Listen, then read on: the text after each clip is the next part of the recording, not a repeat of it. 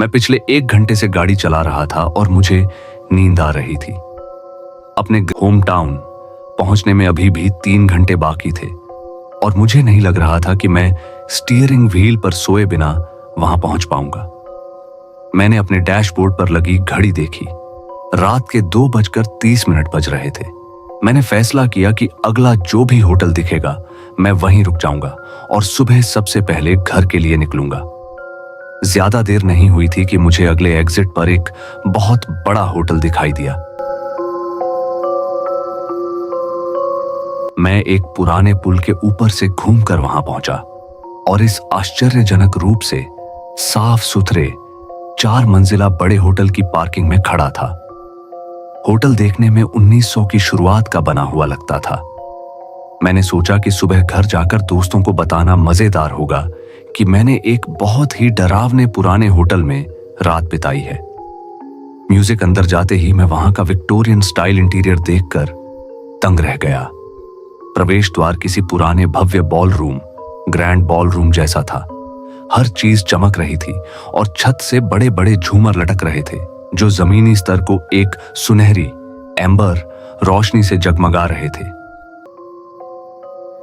मैंने front desk पर check in किया और यह जानकर झटका लगा कि एक रात के लिए मुझे $225 देने होंगे। यह कोई आम सस्ता होटल नहीं था। पता चला कि यह एक ऐतिहासिक होटल था, लेकिन चूंकि मैं वहां पहुंच चुका था इसलिए मैंने पैसे देने और वहीं रुकने का फैसला किया। मेरा कमरा 4थी मंजिल पर था, लेकिन लिफ्ट को पुराना और छोटा देखकर मैंने सुरक्षा के लिहाज से सीढ़ियों से जाना ही बेहतर समझा। जब मैं बड़ी सीढ़ियों के ऊपर पहुंचा तो मैंने देखा कि मेरा कमरा गलियारे हॉलवे के अंत में था।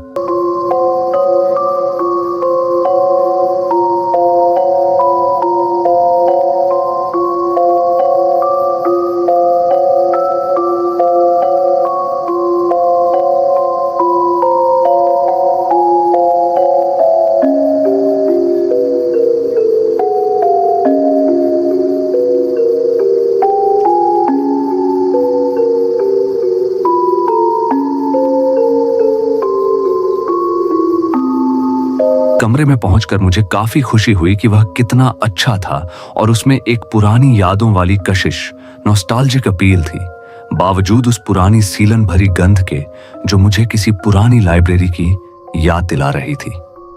रात बिताने का फैसला करके मैं बिस्तर पर लेटा और जल्द ही गहरी नींद सो गया। रात को किसी समय तूफान शुरू हो गया।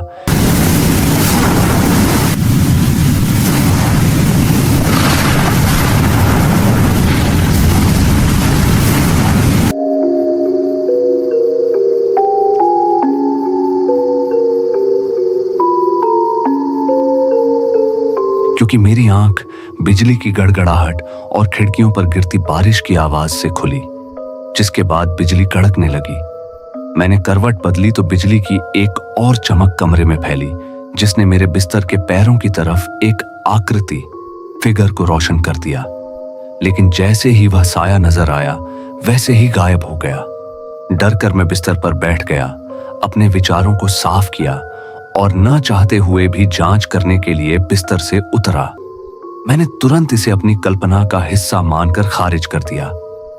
होटल अपने आप में खूबसूरत था, लेकिन इसकी दीवारों में कुछ पुराने डरावने तत्व थे जो शायद मेरे दिमाग पर हावी हो रहे थे।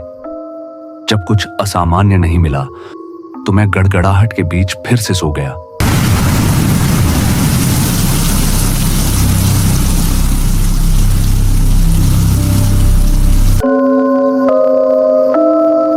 लगभग 1 घंटे की नींद के बाद मैं फिर एक आवाज से झपटकर उठ बैठा। इस बार ऐसा लग रहा था जैसे कोई बाथरूम के बगल वाली बड़ी अलमारी क्लोजेट के अंदर से दस्तक दे रहा हो।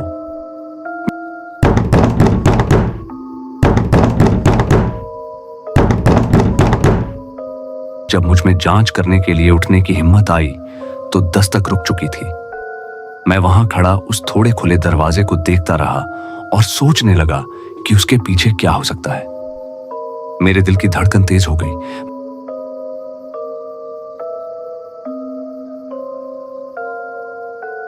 मैंने दरवाजे की तरफ हाथ बढ़ाया और उसे झटके से खोल दिया। मुझे राहत मिली कि अलमारी खाली थी, लेकिन मैंने अलमारी के दरवाजे से दस्तक साफ सुनी थी। यह सब अब काफी परेशान करने वाला हो रहा था। बिस्तर पर वापस जाने से पहले मैंने सामने का मुख्य दरवाजा चेक किया। मैंने डरते हुए दरवाजा खोला और देखा कि मेरे हाथ कांप रहे थे। जैसे ही मैंने सिर बाहर निकालकर देखा, मुझे एक औरत की झलक नजर आई। उसने पुराने कपड़े पहने थे और उसके बाल लंबे और काले थे। मैंने सोचा कि शायद मुझे वहम हो रहा है। शायद वही थी जिसने मेरा दरवाजा खटखटाया था और मैंने गलती से समझ लिया कि आवाज अलमारी से आई है। शायद वह बस अपना कमरा ढूंढ रही थी। मैंने दरवाजा बंद किया और खुद को यकीन दिलाया कि मैं सुरक्षित हूं। जैसे ही मैंने तकिए पर सिर रखा, मुझे महसूस होने लगा कि कोई मुझे देख रहा है। मैंने अपनी आंखें अलमारी के दरवाजे पर टिका दी, जो फिर से थोड़ा सा खुला हुआ था। तभी मुझे अपनी गर्दन के पीछे किसी के सांस लेने की गर्मी महसूस हुई।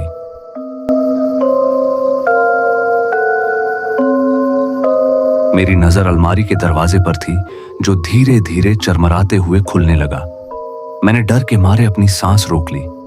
दरवाजा पूरा खुल गया और मेरी गर्दन पर वह गर्मी और बढ़ गई। मैं घूम कर देखा तो मेरे बिस्तर पर एक खौफनाक औरत मेरे साथ लेटी हुई थी। मैं बिस्तर से कूदा और गलियारे में भागा। जितनी तेजी से हो सकता था सीढ़ियों से नीचे उतरा। जब मैं फ्रंट डेस्क पर पहुंचा तो मैंने क्लर्क को बताया कि मेरे कमरे में कोई है। जब मैंने बताया कि कमरा नंबर 404 है, तो उसने माथा सिकोड़ा और तुरंत माफी मांगी। जाहिर हुआ कि गलती से मुझे गलत चाबी दे दी गई थी। उस कमरे में बरसों से कोई नहीं रहा था, क्योंकि होटल में उस कमरे के निवासियों को डराने वाली एक महिला के साए की कई शिकायतें आई थीं। मुझे बताया गया कि 1900 की शुरुआत में वहां एक औरत की मौत हुई थी और वह तब से वहां भटक रही है। मैंने कर्मचारी से मेरा सामान निकाल लाने को कहा, क्योंकि मैंने उस कमरे में वापस जाने से साफ इनकार कर दिया था।